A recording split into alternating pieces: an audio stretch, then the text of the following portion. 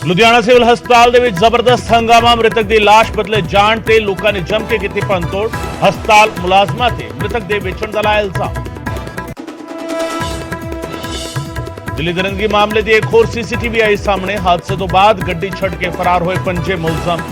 1 जनवरी दी दसी जा रही है वीडियो। सिक्ख्या विभाग विच बंपर भर्तियां। सीएम भगवंत मान अज लुधियाना दे विच तकरीबन 4000 अध्यापकों नूं सौंपण गए नियुक्ति पत्र। बोले नवे साल दे विच रोजगार, सेहत, सिक्ख्या ते व्यापार ते देवांगे जोर। एसवाईएल ते सुखबीर बादल दा वड्डा बयान। बोले एसवाईएल नहीं कोई मुद्दा, बार बार मीटिंग करना ठीक नहीं। सीएम मान लिख के दे दें, साडे कोल नहीं है पानी। तलवंडी साबो दे कोरेआना पिंड विच किसान ते पुलिस आमो सामने। गैस पाइपलाइन पाण पहुंची टीम नूं किसानां ने रोकिया। प्रशासन तो पूरा मुआवजा देण दी कीती मंग। खन्ना विच हथियारबंद बदमाशां ने 3 फैक्टरी मालकां ते कीता जानलेवा हमला। तेजधार हथियारां दे नाल कीते कई वार। फैक्टरी मालक गंभीर जख्मी। खन्ना विच निर्माण अधीन बिल्डिंग डिग्गण दे नाल वड्डा हादसा। मलबे हेठां दबण दे नाल 1 मजदूर दी मौत, 11 जख्मी। 2 महिलावां सने 3 दी हालत गंभीर। सोनू सूद दे ट्रेन दे दरवाजे ते बैठ के सफर करन ते रेलवे ने लगाई फटकार। कहा तुसी लखां लोकां दे आदर्श, इन जावेगा गलत संदेश। सोनू ने मंगी मुआफी। पंजाब सने उत्तर भारत दे विच पै रही है कड़ाके दी ठंड। कई शहरां दे विच अज भी पारा 2 डिग्री दे आड़े दुआले। संघनी धुंध ते सीत लहर ने ठारे लोग।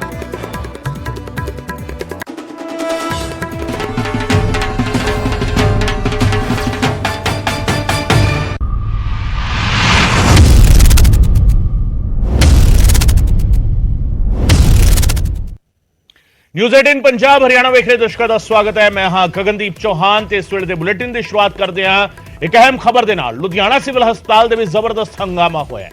जी हां, मृतक लाश बदले जाण ते जिहड़ा हैगा माहौल तनावपूर्ण हो गया। प्रदर्शनकारियों ने हस्पताल दे विच भंनतोड़ कर दी। हस्पताल मुलाजमां ते लाशां वेचण दा इल्जाम लग्या। 1 जनवरी नूं एक शख्स की इलाज के दौरान मौत हुई सी। यह क्यों होया हंगामा, ये तुहानूं दसदे हां। 1 जनवरी नूं एक शख्स की मौत हुंदी है इलाज दौरान। परिवार नूं उसकी लाश नहीं मिली। हस्पताल मुलाजमां ने इल्जामां नूं हालांकि नकारिया। गलती नाल कोई होर लाश ले गया, हस्पताल के मुलाजम ये कह रहे हैं। जबकि जिहड़ा शख्स जिसकी मौत हुई सी उसके परिवारक मैंबरां ने साफ इल्जाम लाया है कि हस्पताल के मुलाजम लाशां वेचदे ने। जी हां, संगीन इल्जाम हस्पताल के मुलाजमां दे उत्ते लाशां वेचण दा इल्जाम। और उस तो बाद जो कुछ होया, तस्वीरां उसकी शादी पर दिया ने, गवाही पर दिया ने। किस तरीके भंनतोड़ की गई है, किस तरीके हंगामा होया है, किस तरीके जो भी चीज सामने आई उसको पलट दिता गया, उसको भन दिता गया। और ये तस्वीर जी है सामने आई।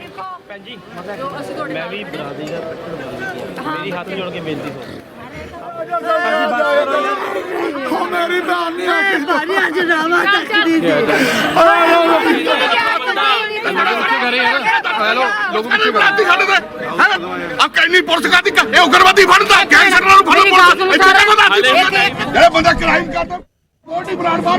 करता फड़ नहीं सकती। धक्काशाही होई जाती है बिना मतलब तो।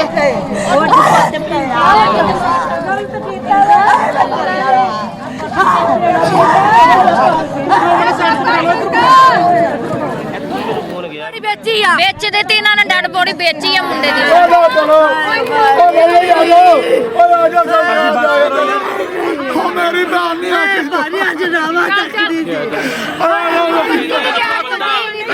मेरी गलबात इदां हुई जी, उन्होंने बड़ी संस्कार करना सीगा। मुंडे दी भैणां बाहरों आईयां फॉरन कंट्री विचों, उन्होंने मूँह देखना सीगा। इत्थे जदों आए तां कहंदे डेड बॉडी है नहीं, कहंदे कोई लै गया। दसो उहदे उत्ते नां नहीं लिखिया होया सीगा। मुंडा बीमार सीगा, डेथ हो गई। 4 दिन हो गए सानूं इत्थे डेड बॉडी रखी नूं। मुंडे दी डेथ हो गई सीगी 1 तरीक रात नूं। 1 तरीक रात नूं मुंडे दी डेथ हो गई। भैणां बाहर सीगियां, मैं भी बाहर रहना, बाहरों आए सिर्फ अपने भरा दा मूँह देखन। नहीं असी सवेरे उरे आए हैं, संस्कार करना सी, असी आके देख रहे हैं भी बॉडी गायब है। ਇਹ ਜੀ ਇਸ਼ੂ ਫਿਲਹਾਲ ਜੋ ਸਾਹਮਣੇ ਆਇਆ ਹੈ, 2 ਡੈਡ ਬੋਡੀਜ਼ ਮੋਰਚਰੀ ਦੇ ਵਿੱਚ ਇੰਟਰਚੇਂਜ ਹੋ ਗਈਆਂ ਨੇ। ਮੇਬੀ ਬਾਈ ਮਿਸਟੇਕ ਹੋ ਗਈਆਂ ਜਾਂ ਆਊਟ ਆਫ ਨੈਗਲੀਜੈਂਸ ਹੋ ਗਿਆ, ਉਹਨੂੰ ਅਸੀਂ ਵੈਰੀਫਾਈ ਕਰ ਰਹੇ ਹਾਂ। ਉਹ ਜੋ ਬੋਡੀਜ਼ ਇੰਟਰਚੇਂਜ ਹੋਈਆਂ ਤਾਂ ਉਹਦੇ ਕਰਕੇ ਜੋ ਅਸਲੀ ਵਾਰਿਸ ਸੀ ਉਹਨਾਂ ਵੱਲੋਂ ਜਿਹੜਾ ਹੈਗਾ ਇੱਥੇ ਸਾਡੇ ਧਿਆਨ ਦੇ ਵਿੱਚ ਬੋਡੀ ਵੇਚੀ ਆ ਵੇਚਦੇ ਤੇ ਇਹਨਾਂ ਨੇ ਡੈਡ ਬੋਡੀ ਵੇਚੀ ਆ ਮੁੰਡੇ ਦੀ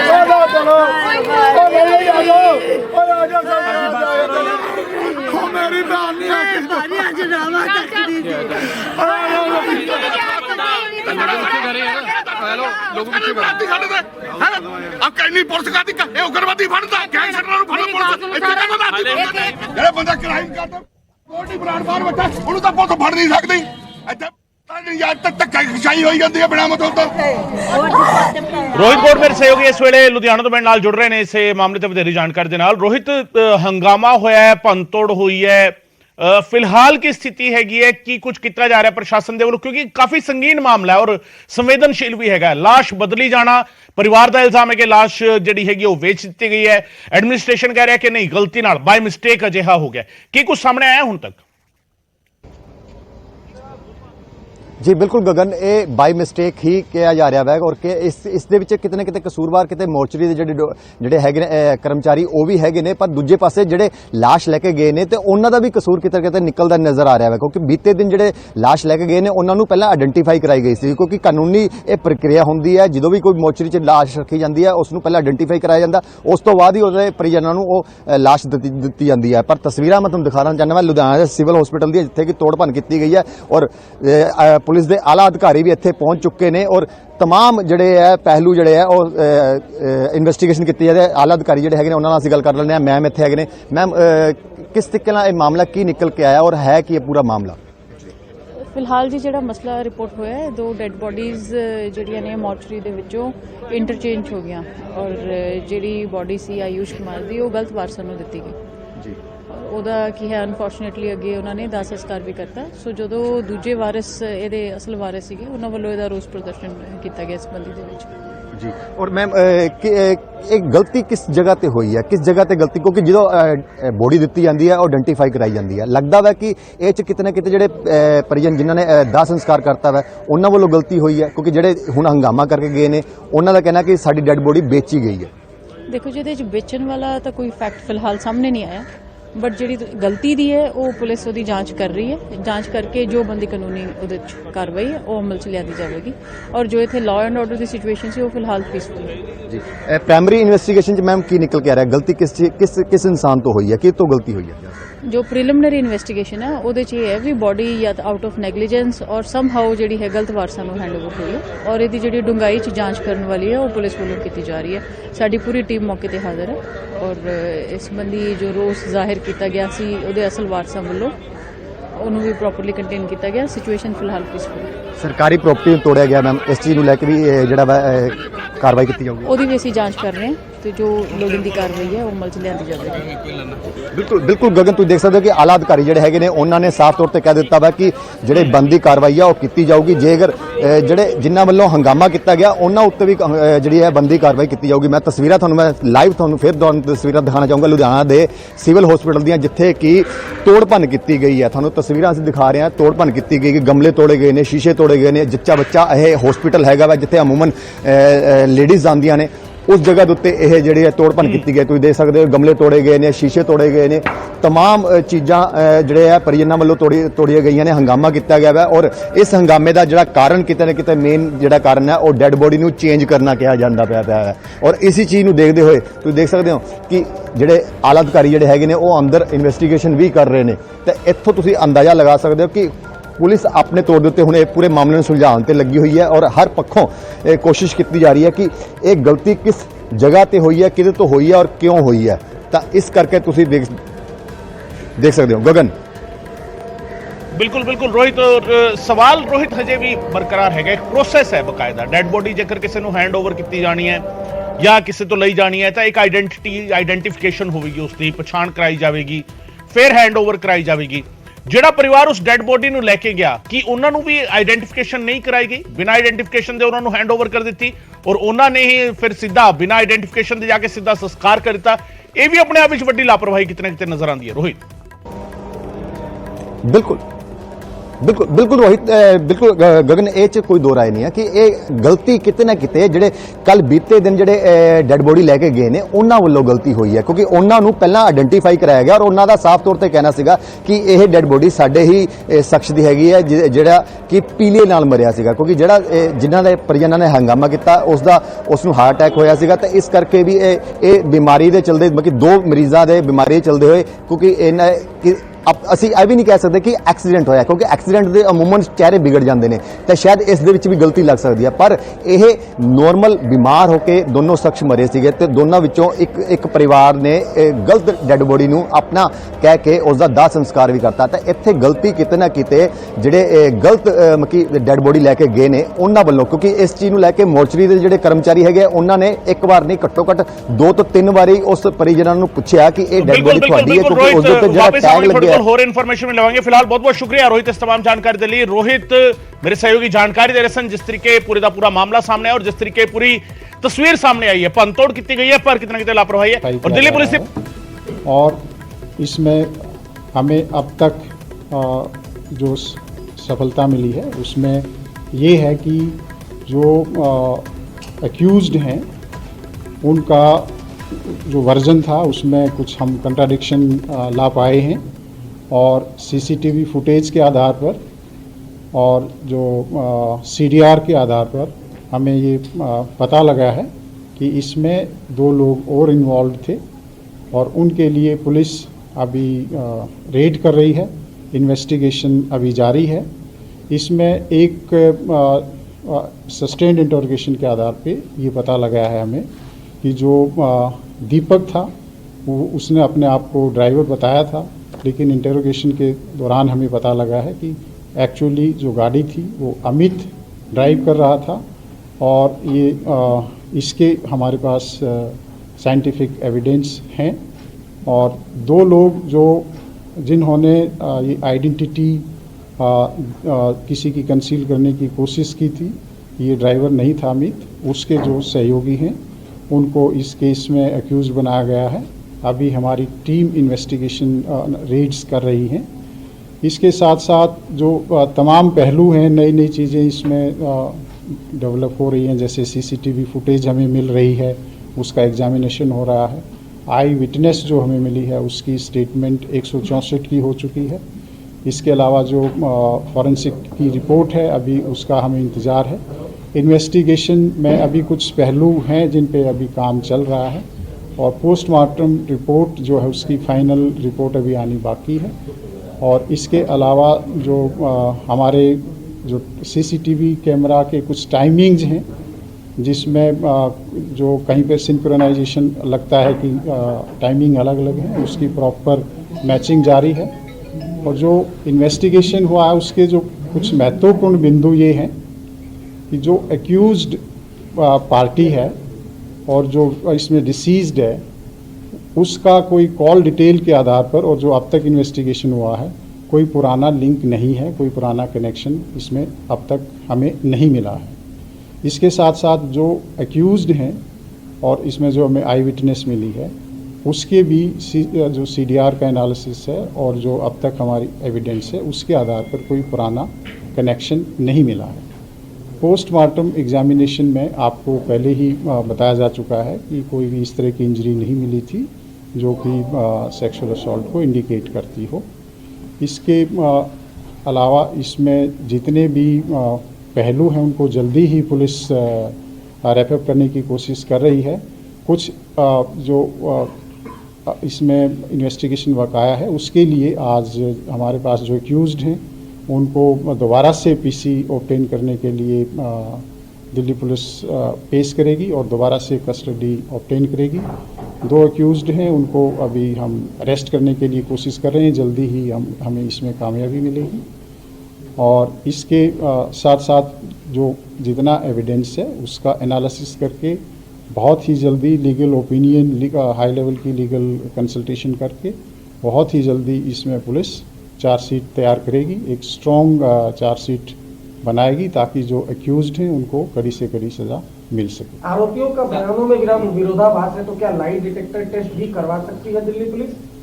इन्वेस्टिगेशन एक ऑनगोइंग और डायनेमिक प्रक्रिया, अभी मैंने बताया कि इसमें कुछ पहलू बाकी हैं, इन्वेस्टिगेशन अभी जारी है और अगर किसी तरह की हमें रिक्वायरमेंट हुई तो जो जितने भी इन्वेस्टिगेशन की रिक्वायरमेंट हैं और जो प्रोसेसेस हैं उसके तहत हम कार्रवाई करेंगे।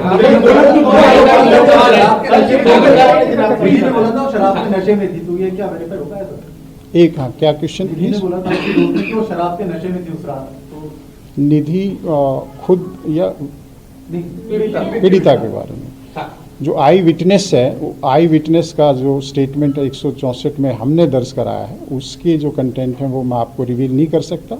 उसने कहीं कोई प्राइवेट स्टेटमेंट दी है उसके बारे में मेरे लिए कुछ कहना संभव नहीं है। इसके अलावा जो पोस्टमार्टम एग्जामिनेशन की फाइनल रिपोर्ट आएगी उसके आधार पर हम कह सकते हैं कि पी थी या नहीं पी थी। वैसे भी अगर कोई ड्रिंक करता है या नहीं करता है इस केस में कोई रेलेवेंस नहीं रखता, क्योंकि 304 आईपीसी का केस है तो वो एक फैक्ट इरेलेवेंट है और वो हमारे लिए कोई बहुत रेलेवेंट फैक्टर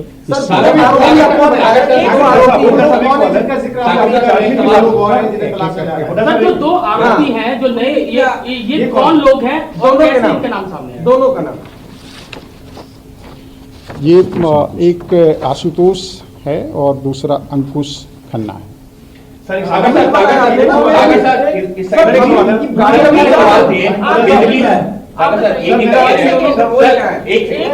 निधि को लेकर के 3 सवाल है। पहला मैं एक सेकंड दाखिल करेंगे तो कब तक चार्जशीट दाखिल हो जाएगी?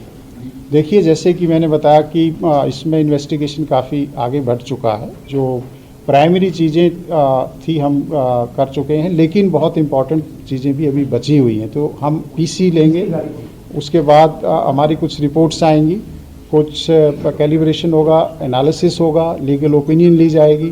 उसके बाद पूरी तरह से एविडेंस कलेक्ट करके हम इसको चार्जशीट करेंगे। लेकिन हमारी कोशिश है जल्दी होगी। जैसे कि आपको मालूम है कि 1 तारीख का इंसिडेंट है, आज 5 तारीख है। 5 तारीख की सुबह तक हमने क्या क्या काम किया, हमारी 18 टीम लगी हुई है बहुत ही एक्सपीरियंस्ड ऑफिसर्स की। डीसीपी खुद एसआईटी हेड कर रहे हैं, जॉइंट एडिशनल सीपीयूज को गाइड कर रहे हैं और डीसीपी द्वारका भी इसमें हमें सहयोग कर रहे हैं। तो बहुत ही स्ट्रॉन्ग एंड कैपेबल ऑफिसर्स की 18 टीम है जो दिन रात काम कर रही हैं, आप सभी को मालूम है।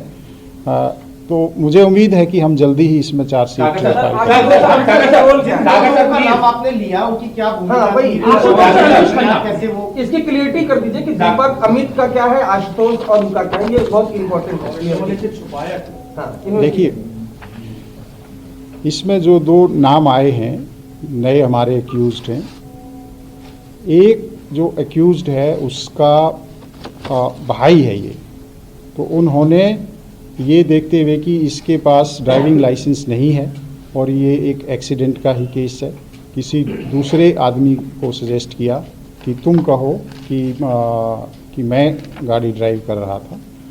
तो ये उन्होंने एविडेंस को डिस्ट्रैक्ट किया, क्रिमिनल को स्क्रीन करने की कोशिश की है। तो वो हमारा इस केस में एक्यूज्ड बनता है। इसके साथ जिसकी गाड़ी थी उसको भी मालूम था कि गाड़ी कौन लेकर गया है। गाड़ी दीपक लेकर नहीं गया था, गाड़ी दूसरा लेकर गया था। तो उसने भी जो पुलिस है उसको एक तरह से मिस इन्फॉर्मेशन दी है और इसमें एक्यूज्ड को हेल्प करने की कोशिश की है। 3 सवाल क्या अमित के पास मैं सभी का जवाब दूंगा। आप रिलैक्स कीजिए, पहले इसको कंप्लीट करने दीजिए। ठीक है, इसका 1 मिनट इसका कंप्लीट। जब ये एक्सीडेंट हुआ और जहां गाड़ी लास्ट तक गई उस दौरान ये दोनों कहीं थे या बाद में ऐड हुए? 2 कैसे ऐड हुए? ये 2 लड़के जो नए आए हैं इनका रोल क्या सिर्फ नाम छुपाया ड्राइविंग के चक्कर में, या जो भी इंसिडेंट हुआ एक्सीडेंट का उनमें कहीं इनकी इन्वॉल्वमेंट की बीच में उतर गए? कार में बैठे थे कि नहीं? एंट्री कहाँ? मैं इसको कंप्लीट कर लेता हूँ। इसमें इन दोनों में से कोई कार में कहीं हमारे पास अभी तक एविडेंस नहीं आया है। इन्होंने एक तरह से इनको स्क्रीन करने की कोशिश की है, मिस इन्फॉर्मेशन किया है, इनको हेल्प किया है। जिन्होंने क्राइम किया, जिन्होंने इतना ग्रूसम क्राइम किया है, उनको प्रोटेक्ट करने की कोशिश की है। तो ये एक क्रिमिनल ऑफेंस अपने आप में बनता है। तो इसलिए हमारी बहुत सी टीम्स अभी लगी हुई हैं, इनको भी हम अरेस्ट करेंगे, फिर इनका फर्दर सस्टेन्ड इंटरोगेशन होगा और उसके आधार पर इन्वेस्टिगेशन आगे बढ़ेगा। इसके साथ साथ कि ड्राइविंग लाइसेंस नहीं था अमित के पास, अभी तक जो इन्फॉर्मेशन है वो नहीं था। अगर बाकी इन्वेस्टिगेशन अभी जारी है, फाइनली कुछ उसमें होगा तो हम आपसे फिर शेयर करेंगे। सर, निधि को लेकर के 2-3 सवाल उठ रहे हैं। पहला सवाल, एक परिवार कह रहा है कि निधि का रोल सस्पिशियस है, 302 का मुकदमा दर्ज होना चाहिए। दूसरा सवाल, जो निधि की मां कह रही है कि निधि ने खुद ये बताया कि जो गाड़ी को आगे पीछे करके पीड़िता के ऊपर चढ़ाया गया, मृतका के ऊपर चढ़ाया गया, क्या 302 का मुकदमा बनता है? तीसरा सवाल उसी से जुड़ा हुआ, निधि का स्टेटमेंट कितना रिलायबल मान रही है पुलिस, क्योंकि 164 का बयान दर्ज करवाया है। क्या निधि इस मामले में सिर्फ एक गवाह है या उसका भी रोल अभी कहीं पर सवाल की घेरे में? अभी तक जो पुलिस का इन्वेस्टिगेशन है, इसमें आपको सभी को मालूम है कि आपके दिमाग में भी बहुत से क्वेश्चंस थे, हमारे दिमाग में भी बहुत क्वेश्चंस थे कि ये क्या कोई इसके साथ और था या कहाँ से ये आई थी, लास्ट सीन कौन था, ये सारे तमाम क्वेश्चंस आपके दिमाग में भी थे, हमारे दिमाग में भी थे। तो इसलिए पुलिस इस मामले में लगी हुई थी। सारी छानबीन के बाद एक हमें पता लगा कि ये लास्ट लोकेशन कहाँ आ रही थी लड़की की, हमने वो स्पॉट आइडेंटिफाई किया, वहाँ से कुछ हमें क्लू मिले कि यहाँ से ये लड़की किसी और के साथ बैठकर कहीं आ रही है। तो उसके थ्रू हम आई विटनेस तक पहुँचे हैं, जो कि सीसीटीवी फुटेज है। इसके साथ साथ जहाँ पर ये दोनों लड़कियाँ थी, वहाँ पर जो होटल है उसका रिकॉर्ड है, उसका डॉक्यूमेंट्री एविडेंस है, इसके नाम बुक है, इसने बुक कराया है, उस तरह की डिटेल हमारे पास है। तो लास्ट सीन हमने इस्टेब्लिश किया, बिकॉज कहीं भी कोई भी जब कोई इस तरह का हादसा होता है, मिसिंग है या कोई मर्डर है, तो हमारे लिए ये बहुत इम्पॉर्टेंट है कि लास्ट में कौन था या कोई आई विटनेस है इसका। तो लास्ट सीन को ट्रेस करते हुए हम इस स्टेज तक पहुँचे हैं कि जो निधि है वो इसमें एक बहुत अहम विटनेस है। और आप सभी को मालूम है कि इस तरह के केसेस में जो विटनेस होते हैं उनको भी एक तरह से अच्छे से एग्जामिन करना, उसको हमारी बहुत ज़रूरी एक प्रक्रिया है। और जैसे ही हमें लगा कि ये एक हमारे पास अहम एविडेंस है और बहुत ही ये सही एविडेंस है, हमने 164 CRPC के तहत कोर्ट में एविडेंस कराया है, ताकि कोई ये एलिगेशन आए कि ये पुलिस की स्टेटमेंट है या पुलिस ने इसको ट्यूटर किया है। वो एक इंडिपेंडेंट एजेंसी है, आप सबको मालूम है, वहाँ का प्रोसीजर सबको मालूम है। मुझे खुद पर्सनली उस जो रिपोर्ट है उसके कंटेंट नहीं मालूम है, पर इतना मालूम है कि हमारा जो इन्वेस्टिगेशन है उसमें सपोर्ट मिल रही है और इसमें इन्वेस्टिगेशन की प्रक्रिया जारी है। जहाँ तक उसको बताने वाली बात है या इसने क्यों नहीं रिपोर्ट किया, ये क्वेश्चन हमारे दिमाग में भी आता है कि नॉर्मली आप कोई भी हादसा होता है तो उसमें आप इन्फॉर्म करते हैं और या आप पुलिस को इन्फॉर्म करते हैं या किसी रिश्तेदार को बताते हैं। हमारे दिमाग में भी है, हमने भी काउंसलिंग की है, पूछा समझने की कोशिश की है। कई बार कोई ट्रॉमा हो सकता है, कई बार कोई दूसरी वजह भी हो सकती है। तो सभी पहलुओं पर इन्वेस्टिगेशन अभी हो रहा है, क्योंकि ये एक ओपन एंडेड प्रक्रिया है जब तक कि हम फाइनली चार्जशीट फाइल नहीं कर सकते, और इनफैक्ट उसके बाद भी सप्लीमेंट्री चार्जशीट का प्रोविज़न हम रख सकते हैं। इसके अलावा कि इन्होंने अपनी मदर को बुलाया, बताया कि ऐसा हुआ, उस पहलू पर भी हम इन्वेस्टिगेशन करेंगे कि पूछेंगे कि क्या सिचुएशन थी, क्या वो सही बात है नहीं है, और उसमें क्या क्या अटेम्प्ट हुई किसी को इन्फॉर्म करने की या नहीं हुई। वो एक इन्वेस्टिगेशन है, उस पर हम आगे काम करेंगे। जो बुक था वो निधि के नाम पर था, तो क्या निधि ने इस लड़की को बुलाया था, जो मृतका है उसे बुलाया था निधि ने, या ये कहानी क्या है? क्योंकि 4 लोगों का भी इन्वॉल्वमेंट था पहले, कल परिवार तमाम चीजों पे सवाल भी उठाया था। देखिए अगर आप 302 का मामला कहीं से बन रहा है, क्योंकि परिवार यही मांग कर रहा है कि 302 का मामला बनना चाहिए, और जिस तरीके से जो चीजें सामने आ रही है, चाहे वो निधि की मां का बयान हो, क्या नया सेक्शन ऐड हो सकता है क्या? देखिए, जो जिस तरह से हमारे पास अभी डिटेल आ रही है और इन्वेस्टिगेशन में हमें स्टेटमेंट्स के माध्यम से या दूसरा इंटरोगेशन के माध्यम से पता चल रहा है कि ये जो इंसिडेंट है it's a very gruesome incident, और इसके लिए कि सही मायने में जो विक्टिम है अंजलि है उसको जस्टिस मिल सके, तो हमारे लिए ये बहुत ज़रूरी है कि हम जो एविडेंस है वो कड़े से कड़ा एविडेंस, सख्त से सख्त एविडेंस इकट्ठा करें और जो बिल्कुल सही एप्रोप्रिएट सेक्शंस हैं उनमें हम चार्जशीट तैयार करें। इसके लिए हमारे पुलिस अधिकारी बहुत जो एक्सपीरियंस्ड लोग हैं वो लगातार इस पे चर्चा कर रहे हैं और जो लीगल एक्सपर्ट्स हैं उनकी भी ओपिनियन ली जा रही है और इसमें एक स्पेशल पब्लिक प्रोसिक्यूटर भी अपॉइंट किया जा रहा है ताकि किसी भी तरह से ये जो केस है हमारे कोई ये कोलैप्स ना करे, फेल ना हो, कोई इसमें कोई लूप होल ना रह जाए, इन्वेस्टिगेशन पॉइंट ऑफ व्यू से and legal point of view से। 302 लगना या 304 लगना ये एक लॉ का मैटर है, इसमें मेरे चाहने से या किसी और के चाहने से बिना एविडेंस के, बिना फैक्ट एंड सर्कमस्टांसेस के नहीं हो सकता है। इसका पूरी तरह से उसके लिए मर्डर के लिए आप सभी को मालूम है कि एक मोटिव होना बहुत ज़रूरी होता है, एक इंटेंशन होना बहुत ज़रूरी होता है। अभी तक का जो इन्वेस्टिगेशन है उसमें हम इस स्टेज पे नहीं पहुंचे हैं। जैसे कि मैंने आरंभ में बताया कि सीडीआर और सीसीटीवी के एनालिसिस से अक्यूज्ड और डिसीज्ड का कहीं कोई कनेक्शन हमें नहीं मिला है।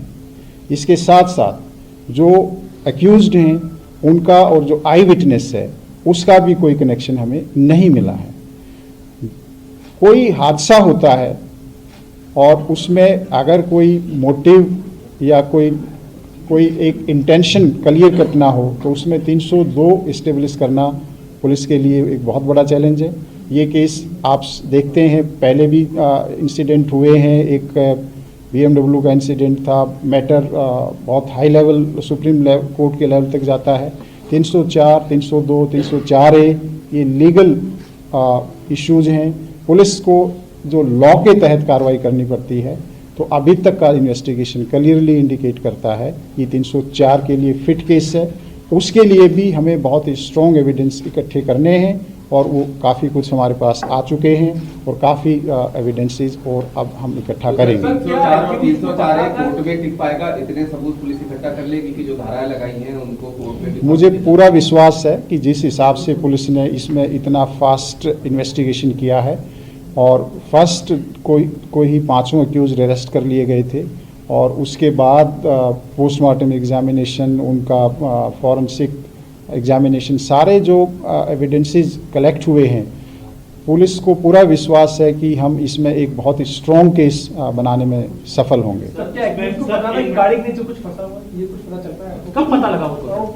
देखिए, जो पुलिस एक निष्कर्ष पर पहुंची है जो एविडेंस के आधार पर, इंटरोगेशन के आधार पर, और जब हम 304 का केस अभी धारा इस पे लगी हुई है तो 304 का मायने ये होता है कि अक्यूज्ड को या किसी भी जो भी क्रिमिनल आदमी है जिसने कोई क्राइम किया है कि उसको नॉलेज होती है कि अगर मैं ऐसे गाड़ी को मारूंगा या इसको आगे ले जाऊंगा किसी के ऊपर के इंसान से तो उसकी डेथ हो जाएगी। तो ये नॉलेज है, इसमें कोई डाउट नहीं है हमारे हिसाब से, और इसीलिए हमने 304 का केस। अगर सर जो आपने सेक्शंस लगाए हैं 304 से एमएससीटी एप्लीकेबल होगा या नहीं?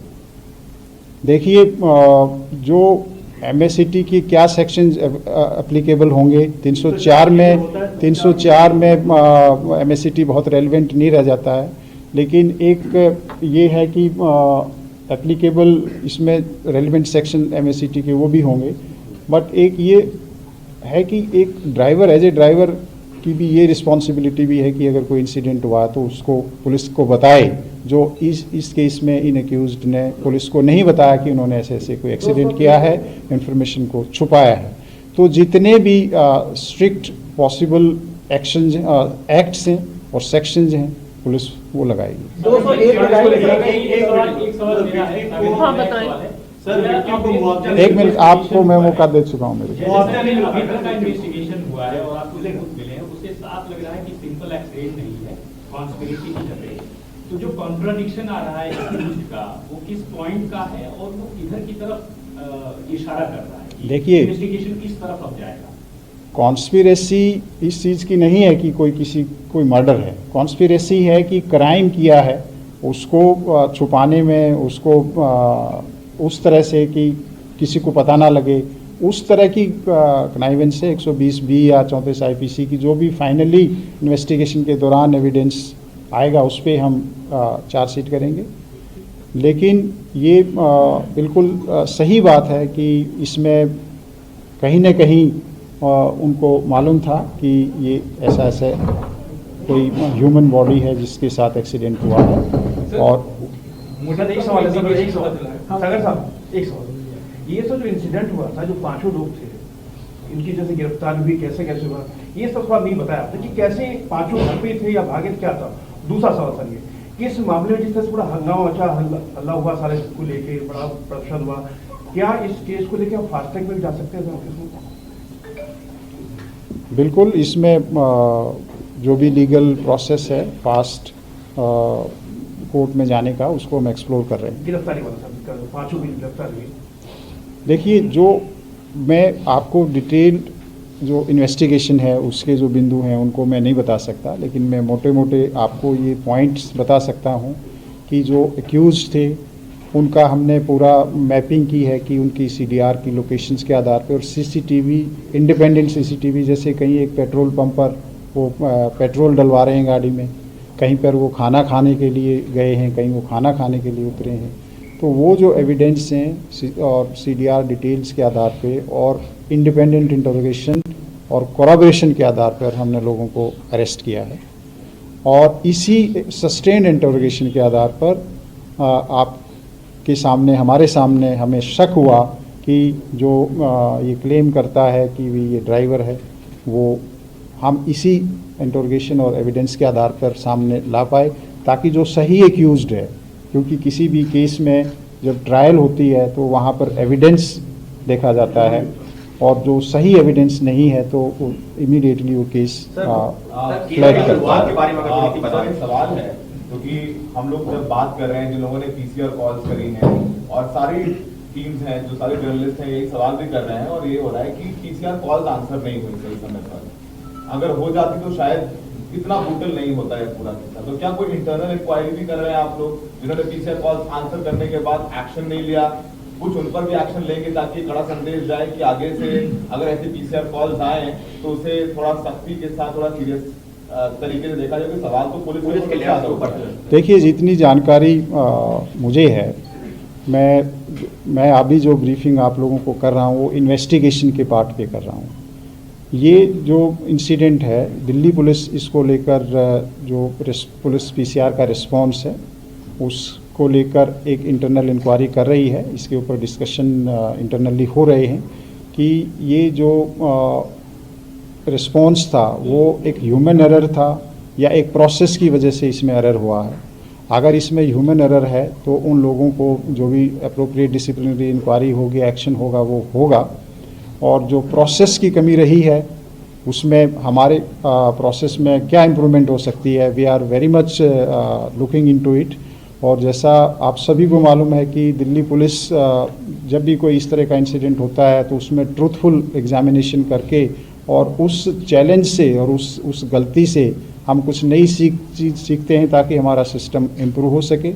आप सभी को मालूम है कि वो 9 वर्ष की रात थी, और जितने भी ऐसे बिजी मार्केट्स एरियाज़ होते हैं, मॉल्स होते हैं, जहाँ पे हाई फुटफॉल होता है, तो जो पुलिस की डिप्लॉयमेंट है थोड़ा सा वो डायनेमिक होती है, और depending upon the nature of requirement of that particular day हम डिप्लॉयमेंट पैटर्न में थोड़ा सा चेंज करते हैं। कई बार उन एरियाज़ में जहाँ पे आपको लगता है कि डिप्लॉयमेंट कम है, कई बार हमें वहाँ पे बढ़ानी पड़ती है, कई जगह आपको लगता है कि यहाँ ज़्यादा है, कई बार हमें कम करनी पड़ती है। तो वो डायनेमिक डिप्लॉयमेंट है। PCR का जो मैकेनिज्म है उसमें कोई प्रोसेस की कोई कमी है या कोई हमारे ऑफिसर्स की कमी है, ट्रूथफुली दिल्ली पुलिस उसमें इंक्वायरी कर रही है। और उसमें जो भी एक्शन अप्रोप्रिएट होगा वो सीनियर लेवल पर उस पर एक्शन लिया जाएगा। इंसिडेंट हुआ था उसके ठीक 30-40 सेकंड के बाद पीसीआर वहां से गुजरती हुई दिखी, एक सीसीटीवी ऐसा भी आया, तो आप मानते कहीं ना कहीं लैब से एफडी है तो पुलिस? देखिए, जैसा कि मैंने बताया कि जिस 30 सेकंड की बात आप कर रहे हैं उस 30 सेकंड में अभी तक कोई लैप्स नहीं आया। इनफैक्ट उसमें बहुत अच्छा एक्शन हुआ है। जैसे ही उसने पीसीआर ने, हमारी ईआरवी ने उसको देखा है कि कोई स्कूटी पड़ी हुई है, स्कूटी को उसने के बारे में अपने एसएचओ को जानकारी दी है, एक्सीडेंट शुदा स्कूटी है। उसके बाद उस स्कूटी का नंबर लिया गया है, उस स्कूटी के नंबर ट्रैफिक से नंबर लेके जो एड्रेस आया है उस स्कूटी के एड्रेस उसके घर पे भेजा गया है। वहाँ पे जो ऑनर है स्कूटी का वहाँ नहीं मिलता है और वो कार्रवाई बहुत पहले तक हो चुकी है, जबकि डेड बॉडी बाद में मिलती है।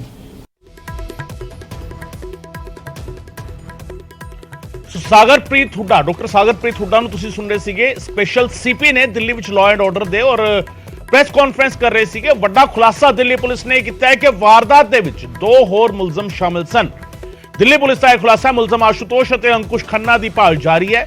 ਮੁਲਜ਼ਮ ਆਪਣੇ ਬਿਆਨ ਬਦਲ ਰਹੇ ਨੇ। ਦਿੱਲੀ ਪੁਲਿਸ ਇਹ ਕਹਿ ਰਹੀ ਹੈ ਗੱਡੀ ਅਮਿਤ ਨਾਂ ਦਾ ਸ਼ਖਸ ਚਲਾ ਰਿਹਾ ਸੀ। ਅਮਿਤ ਦੇ ਕੋਲ ਡਰਾਈਵਿੰਗ ਲਾਇਸੈਂਸ ਨਹੀਂ ਹੈ ਤੇ ਕਈ ਹੋਰ ਸੀਸੀਟੀਵੀ ਦੀ ਜਾਂਚ ਜਿਹੜਾ ਹੈਗਾ ਉਹ ਕੀਤੀ ਜਾ ਰਹੀ ਹੈ। ਸਾਡੀ 18 ਟੀਮਾਂ ਜਾਂਚ ਦੇ ਵਿੱਚ ਲੱਗੀਆਂ ਹੋਈਆਂ ਨੇ। ਫੋਰੈਂਸਿਕ ਟੀਮ ਦੀ ਪੂਰੀ ਜਾਂਚ ਰਿਪੋਰਟ ਆਣੀ ਬਾਕੀ ਹੈ, ਜਦਕਿ ਅੰਜਲੀ ਕੇਸ ਦੇ ਵਿੱਚ ਨਿਧੀ ਅਹਿਮ ਗਵਾਹ ਹੈ। ਇਹ ਵੀ ਦਿੱਲੀ ਪੁਲਿਸ ਨੇ ਕਿਹਾ। ਨਿਧੀ ਤੋਂ ਕਈ ਵਾਰ ਪੁੱਛਗਿੱਛ ਕੀਤੀ ਗਈ ਹੈ। ਨਿਧੀ ਨੇ ਪੁਲਿਸ ਨੂੰ ਕੋਈ ਜਾਣਕਾਰੀ ਨਹੀਂ ਦਿੱਤੀ ਸੀ। ਕੋਰਟ ਦੇ ਵਿੱਚ ਨਿਧੀ ਦਾ ਬਿਆਨ ਵੀ ਦਰਜ ਹੋਇਆ ਹੈ।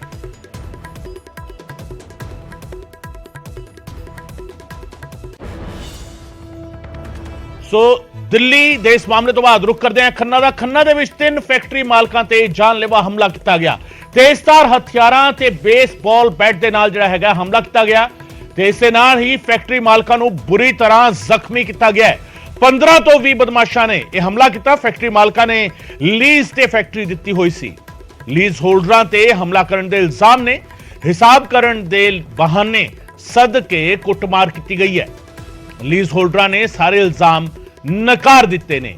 3 ਫੈਕਟਰੀ ਮਾਲਕਾਂ ਤੇ ਜਾਨਲੇਵਾ ਹਮਲਾ ਹੋਇਆ ਔਰ ਇਸ ਦੀਆਂ ਤਸਵੀਰਾਂ ਸੀਸੀਟੀਵੀ ਦੇ ਵਿੱਚ ਜਿਹੜੀਆਂ ਕੈਦ ਹੋਈਆਂ ਨੇ ਉਹ ਸਾਹਮਣੇ ਆਈਆਂ ਨੇ। ਸੀਸੀਟੀਵੀ ਦੇ ਵਿੱਚ ਆਈ ਤਸਵੀਰਾਂ ਦੇ ਵਿੱਚ ਦੇਖਿਆ ਜਾ ਸਕਦਾ ਹੈ ਕਿ ਕਿਸ ਤਰੀਕੇ ਇਹਨਾਂ ਨੂੰ ਕੁੱਟਿਆ ਗਿਆ ਹੈ। 3 ਫੈਕਟਰੀ ਮਾਲਕਾਂ ਦੇ ਨਾਲ ਕਿਸ ਤਰੀਕੇ ਕੁੱਟਮਾਰ ਕੀਤੀ ਗਈ ਹੈ। ਇਹਨਾਂ ਨੂੰ ਸਦਕੇ ਇਹਨਾਂ ਨੂੰ ਕੁੱਟਿਆ ਗਿਆ। ਲੀਜ਼ ਹੋਲਡਰਾਂ ਨੇ 15 ਤੋਂ 20 ਬਦਮਾਸ਼ਾਂ ਨੇ ਹਮਲਾ ਕੀਤਾ ਸੀ। ਤੇਜ਼ਧਾਰ ਹਥਿਆਰਾਂ ਦੇ ਬੇਸਬਾਲ ਦੇ ਨਾਲ ਜਿਹੜਾ ਹੈਗਾ ਹਮਲਾ ਕੀਤਾ, ਬੁਰੀ ਤਰ੍ਹਾਂ ਜ਼ਖਮੀ ਕਰ ਦਿੱਤਾ ਫੈਕਟਰੀ ਮਾਲਕਾਂ ਨੂੰ। 15 ਤੋਂ 20 ਬਦਮਾਸ਼ ਦੱਸੇ ਜਾ ਰਹੇ ਨੇ। ਫੈਕਟਰੀ ਮਾਲਕਾਂ ਨੇ ਲੀਜ਼ ਤੇ ਫੈਕਟਰੀ ਦਿੱਤੀ ਸੀ ਤੇ ਲੀਜ਼ ਹੋਲਡਰਾਂ ਤੇ ਹਮਲਾ ਕਰਨ ਦੇ ਇਲਜ਼ਾਮ ਨੇ। ਹਿਸਾਬ ਕਰਨ ਦੇ ਬਹਾਨੇ ਸਦਕੇ ਕੁੱਟਮਾਰ ਕੀਤੀ ਗਈ ਔਰ ਲੀਜ਼ ਹੋਲਡਰਾਂ ਨੇ ਸਾਰੇ ਇਲਜ਼ਾਮ ਹਾਲਾਂਕਿ ਨਕਾਰ ਦਿੱਤੇ ਨੇ।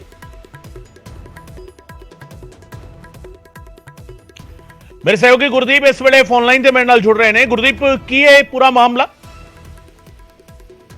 ਇਹ ਪੂਰਾ ਮਾਮਲਾ ਜਿਹੜਾ ਹੈ ਖੰਨਾ ਦੇ ਪਾਤਲਾ ਰੋਡ ਤੇ ਇੱਕ ਮਿਲ ਹੈ ਜਿਹੜੀ ਕਿ ਲੀਜ਼ ਤੇ ਦਿੱਤੀ ਗਈ ਸੀ।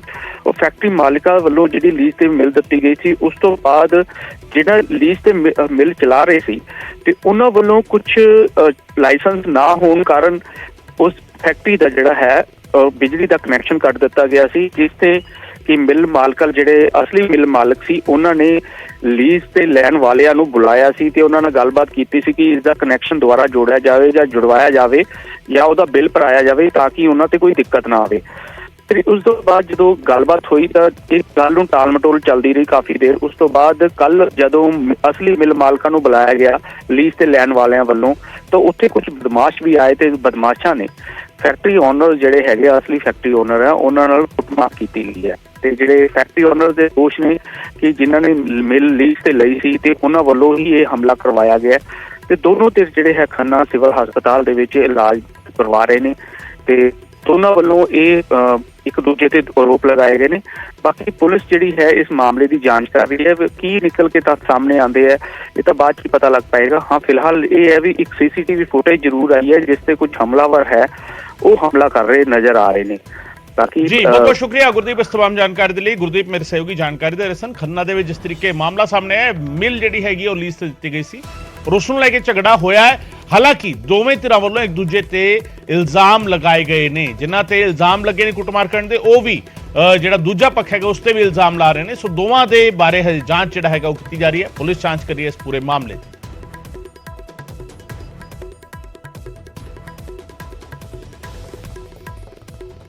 ਉਧਰ ਜਲੰਧਰ ਦੇ ਗੁਰਾਇਆ ਦੇ ਨੇੜੇ ਇੱਕ ਭਿਆਨਕ ਸੜਕ ਹਾਦਸਾ ਵਾਪਰਿਆ। ਨੈਸ਼ਨਲ ਹਾਈਵੇ ਤੇ ਕਾਰ ਤੇ ਟਰੱਕ ਦੀ ਜ਼ਬਰਦਸਤ ਟੱਕਰ ਹੋਈ। ਟਰੱਕ ਨੂੰ ਓਵਰਟੇਕ ਕਰਦੇ ਸਮੇਂ ਇਹ ਹਾਦਸਾ ਵਾਪਰਿਆ। ਪਲਟ ਕੇ ਡਿਵਾਈਡਰ ਦੇ ਨਾਲ ਕਾਰ ਟਕਰਾ ਗਈ ਤੇ ਜਾਨੀ ਨੁਕਸਾਨ ਤੋਂ ਹਾਲਾਂਕਿ ਬਚਾ ਰਿਹਾ ਹੈ। ਕਾਰ ਸਵਾਰ 2 ਲੋਕਾਂ ਨੂੰ ਮਾਮੂਲੀ ਸੱਟਾਂ ਆਈਆਂ ਨੇ। ਹਾਦਸੇ ਦੀ ਸੀਸੀਟੀਵੀ ਫੁਟੇਜ ਜਿਹੜੀ ਹੈ ਉਹ ਸਾਹਮਣੇ ਆਈ ਹੈ। ਟਰੱਕ ਨੂੰ ਗਲਤ ਤਰੀਕੇ ਨਾਲ ਓਵਰਟੇਕ ਕਰ ਰਹੀ ਸੀ ਕਾਰ, ਔਰ ਸੀਸੀਟੀਵੀ ਤਸਵੀਰ ਦੇ ਵਿੱਚ ਤੁਹਾਨੂੰ ਸਮਝਾਉਣ ਦੀ ਕੋਸ਼ਿਸ਼ ਕਰਦੇ ਹਾਂ। ਇਹ ਧੂਆਂ ਜਿਹੜਾ ਧੂੜ ਜਿਹੜੀ ਉੱਠਦੀ ਹੋਈ ਨਜ਼ਰ ਆ ਰਹੀ ਹੈ ਤੁਹਾਨੂੰ,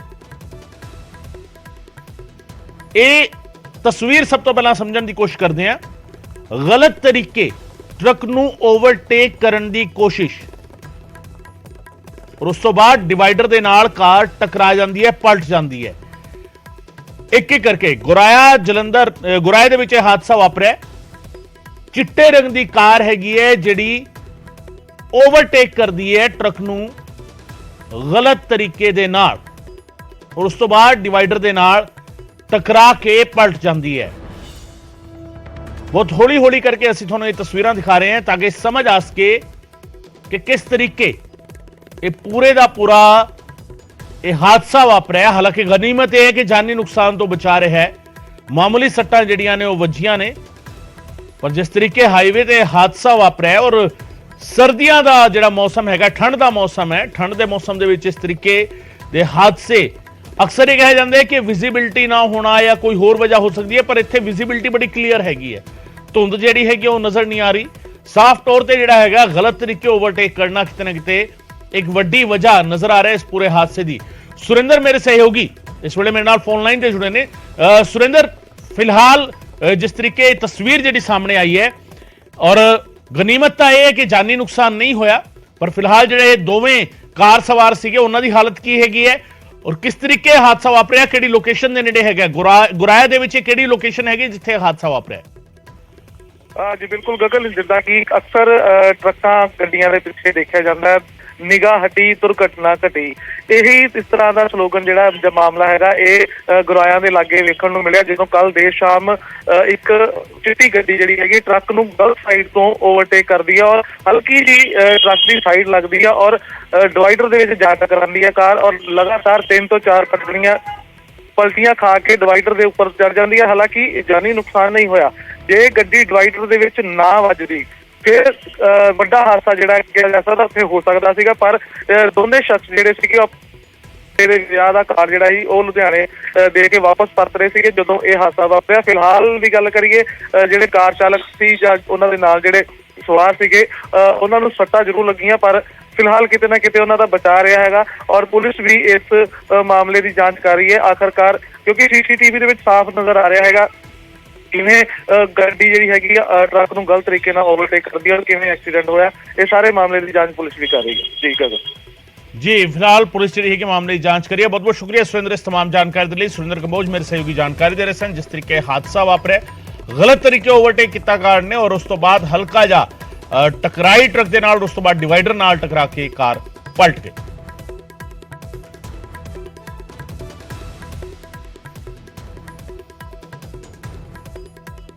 ਤੇ ਸਭ ਦੇ ਵਿਚਾਲੇ ਨਿਊਜ਼ 18 ਤੇ ਤੁਨੀਸ਼ਾ ਸ਼ਰਮਾ, ਅਦਾਕਾਰਾ ਤੁਨੀਸ਼ਾ ਸ਼ਰਮਾ ਦੀ ਮਾਂ ਨੇ ਵੱਡਾ ਖੁਲਾਸਾ ਕੀਤਾ ਹੈ। ਤੁਨੀਸ਼ਾ ਦੇ ਕਤਲ ਹੋਣ ਦਾ ਸ਼ੱਕ ਜਤਾਇਆ ਹੈ। ਖੁਦਕੁਸ਼ੀ ਨਹੀਂ, ਮਰਡਰ ਵੀ ਹੋ ਸਕਦਾ ਹੈ। ਤੁਨੀਸ਼ਾ ਦੀ ਮਾਂ ਇਹ ਕਹਿ ਰਹੇ ਨੇ ਸ਼ਿਜ਼ਾਨ ਤੇ ਡਰੱਗਸ ਲੈਣ ਦਾ ਇਲਜ਼ਾਮ ਲਾਇਆ। ਤੁਨੀਸ਼ਾ ਨੇ ਦੱਸਿਆ ਸੀ ਕਿ ਸ਼ਿਜ਼ਾਨ ਡਰੱਗਸ ਲੈਂਦਾ ਹੈ।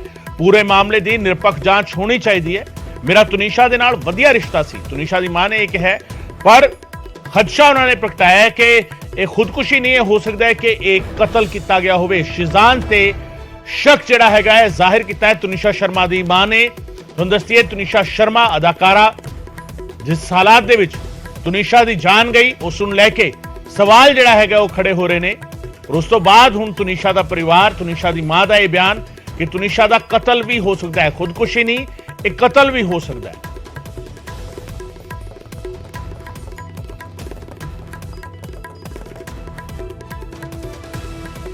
यही कहना चाहती हूँ कि शिजान को सज़ा मिले। जो हुआ है क्योंकि टनीशा सुसाइड नहीं करने वाली थी, वो नहीं कर सकती, उसका मर्डर भी हो सकता है, ये पूरी जांच की जाए, बस मैं इतना ही कहना चाहूँगी। आपको लगता है कि कहीं ना कहीं कुछ एंगल ऐसा है कि कुछ मर्डर का कुछ ऐसा आ रहा है?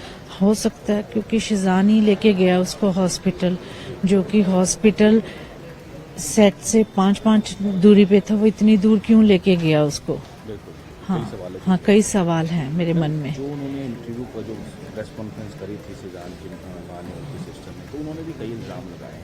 किस तरह से आप सकते हैं कि उन्होंने बोला था कि रिलेशन जो है आपके साथ अच्छे नहीं थे, इस तरह की चैटिंग जो सामने आई? नहीं, मेरे साथ रिलेशन उसके बड़े अच्छे थे। मेरे पास अभी उसका एक वॉइस मैसेज भी है जिसमें उसने लिखा बोला है कि मम्मा मैं आपसे इतना मोहब्बत करता हूँ, क्योंकि वो मेरे को मालूम है कि मेरा बच्चा था वो।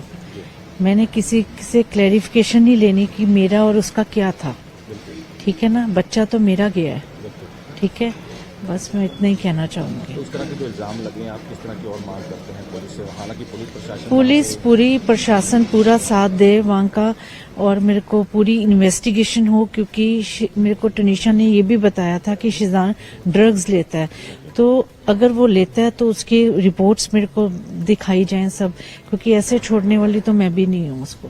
अब तो जो मेरा नुकसान हुआ है वो तो कोई भर नहीं सकता। सो तुनिशा शर्मा ਦਾ ਪਰਿਵਾਰ ਅੱਜ ਪਹੁੰਚਿਆ ਸੀ ਖਰੜ, ਜਿੱਥੇ ਭੋਗ ਜਿਹੜਾ ਹੈਗਾ ਰੱਖਿਆ ਗਿਆ ਸੀਗਾ, ਅੰਤਮ ਅਰਦਾਸ ਜਿਹੜੀ ਹੈਗੀ ਉਹ ਕੀਤੀ ਗਈ, ਔਰ ਇਸ ਮੌਕੇ ਉਹਨਾਂ ਦਾ ਪਰਿਵਾਰ ਪਹੁੰਚਿਆ ਸੀ, ਅੱਜ ਖਰੜ ਪਹੁੰਚਿਆ ਸੀ, ਖਰੜ ਦੇ ਗੁਰਦੁਆਰਾ ਸਾਹਿਬ ਦੇ ਵਿੱਚ ਮੱਥਾ ਟੇਕਣ ਲਈ ਪਹੁੰਚੇ ਸੀਗੇ, ਔਰ ਇਸ ਦੇ ਨਾਲ ਹੀ ਜਿਹੜਾ ਹੈਗਾ ਇਹ ਗੱਲਬਾਤ ਕੀਤੀ ਖਾਸ ਉਹਨਾਂ ਨੇ ਨਿਊਜ਼ 18 ਪੰਜਾਬ ਦੇ ਨਾਲ ਇਹ ਖਾਸ ਗੱਲਬਾਤ ਕੀਤੀ ਸੀ ਤੁनिशा ਸ਼ਰਮਾ ਦੀ ਮਾਤਾ ਨੇ, ਜਿਨ੍ਹਾਂ ਨੇ ਸ਼ੱਕ ਜਿਹੜਾ ਹੈਗਾ ਜ਼ਾਹਿਰ ਕੀਤਾ ਹੈ ਕਿ ਖੁਦਕੁਸ਼ੀ ਨਹੀਂ, ਇਹ ਕਤਲ ਵੀ ਹੋ ਸਕਦਾ ਹੈ, तुनिशा ਦਾ ਕਤਲ ਵੀ ਕੀਤਾ ਗਿਆ ਹੋ ਸਕਦਾ ਹੈ, ਇਸ ਦੀ ਜਾਂਚ ਜਿਹੜਾ ਹੈਗਾ ਹੋਣੀ ਚਾਹੀਦੀ ਹੈ, ਔਰ शिजान ਤੇ ਸ਼ੱਕ ਜਿਹੜਾ ਜ਼ਾਹਿਰ ਕੀਤਾ ਹੈ तुनिशा शर्मा ਦੀ ਮਾਤਾ ने। बस यही कहना चाहती हूँ कि शिजान को सजा मिले जो हुआ है, क्योंकि टनीशा सुसाइड नहीं करने वाली थी, वो नहीं कर सकती, उसका मर्डर भी हो सकता है, ये पूरी जांच की जाए, बस मैं इतना ही कहना चाहूँगी। आपको लगता है कि कहीं ना कहीं कुछ एंगल ऐसा है कि कुछ मर्डर का कुछ ऐसा आ रहा है? हो सकता है, क्योंकि शिजान ही लेके गया उसको हॉस्पिटल, जो कि हॉस्पिटल सेट से 5 दूरी पे था, वो इतनी दूर क्यों लेके गया उसको? हाँ, कई सवाल हैं मेरे मन में। जो उन्होंने इंटरव्यू का जो प्रेस कॉन्फ्रेंस करी थी शिजान की मां ने उनकी सिस्टर ने, तो उन्होंने भी कई इल्जाम लगाए हैं। किस तरह से आप सकते हैं कि उन्होंने बोला था कि रिलेशन जो है आपके साथ अच्छे नहीं थे, इस तरह की चैटिंग जो सामने आई? नहीं, मेरे साथ रिलेशन उसके बड़े अच्छे थे। मेरे पास अभी उसका एक वॉइस मैसेज भी है जिसमें उसने लिखा बोला है कि मम्मा मैं आपसे इतना मोहब्बत करता हूँ, क्योंकि वो मेरे को मालूम है कि मेरा बच्चा था वो। मैंने किसी से क्लैरिफिकेशन ही लेनी कि मेरा और उसका क्या था, ठीक है ना, बच्चा तो मेरा गया है, ठीक है, बस मैं इतना ही कहना चाहूँगी। तो उस तरह के जो इल्जाम लगे हैं, आप किस तरह की और मांग करते हैं पुलिस से? हालांकि पूरी प्रशासन पूरा साथ दे वहाँ का, और मेरे को पूरी इन्वेस्टिगेशन हो, क्योंकि मेरे को टनीशा ने ये भी बताया था कि शिजान ड्रग्स लेता है, तो अगर वो लेता है तो उसकी रिपोर्ट्स मेरे को दिखाई जाएं सब, क्योंकि ऐसे छोड़ने वाली तो मैं भी नहीं हूँ उसको। अब तो जो मेरा नुकसान हुआ है वो तो कोई भर नहीं सकता।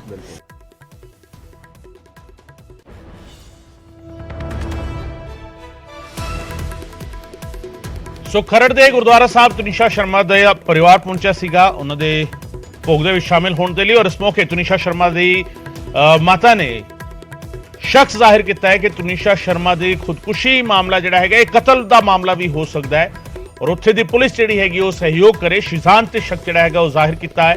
ਕਈ ਸਵਾਲ ਖੜੇ ਕੀਤੇ ਨੇ ਕਿ ਜਦੋਂ ਹਸਪਤਾਲ ਕੋਈ ਨੇੜੇ ਸੀਗਾ ਤਾਂ ਫਿਰ ਦੂਰ ਦੇ ਹਸਪਤਾਲ ਵਿੱਚ ਤੁनिशा ਨੂੰ ਕਿਉਂ ਲਿਜਾਇਆ ਗਿਆ, ਔਰ शिजान ही ਕਿਉਂਕਿ ਲੈ ਕੇ ਗਿਆ ਸੀਗਾ ਤੁनिशा ਨੂੰ ਹਸਪਤਾਲ ਤੱਕ, ਤਾਂ ਫਿਰ ਕਿਤੇ ਨਾ ਕਿਤੇ ਇਹ ਸਵਾਲ ਵੀ ਜਿਹੜਾ ਹੈਗਾ ਤੁनिशा ਦੀ ਮਾਤਾ ਨੇ ਖੜੇ ਕੀਤੇ ਨੇ। ਖਰੜ ਪਹੁੰਚੇ ਹੋਏ ਸੀਗੇ ਤੁनिशा ਦੇ ਪਰਿਵਾਰ ਵਾਲੇ।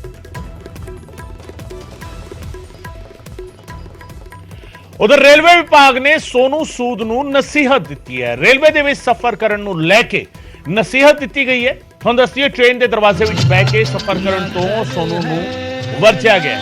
ਰੇਲਵੇ ਨੇ ਸੋਨੂ ਸੂਦ ਦੀ ਟ੍ਰੇਨ ਦੇ ਦਰਵਾਜ਼ੇ ਵਿੱਚ ਬਹਿ ਕੇ ਸਫ਼ਰ ਕਰਦਿਆਂ ਦੀ ਵੀਡੀਓ ਸ਼ੇਅਰ ਕੀਤੀ। ਲਿਖਿਆ ਤੁਸੀਂ ਲੱਖਾਂ ਲੋਕਾਂ ਦੇ ਆਦਰਸ਼ ਹੋ, ट्रेन के दरवाजे विच बह के सफर करना खतरनाक है, तुहाडे फैंस नूं गलत संदेश जा सकता है। ते इस ते हुण सोनू सूद ने माफी मंगी है, ट्वीट करके रेलवे विभाग तो माफी मंगी।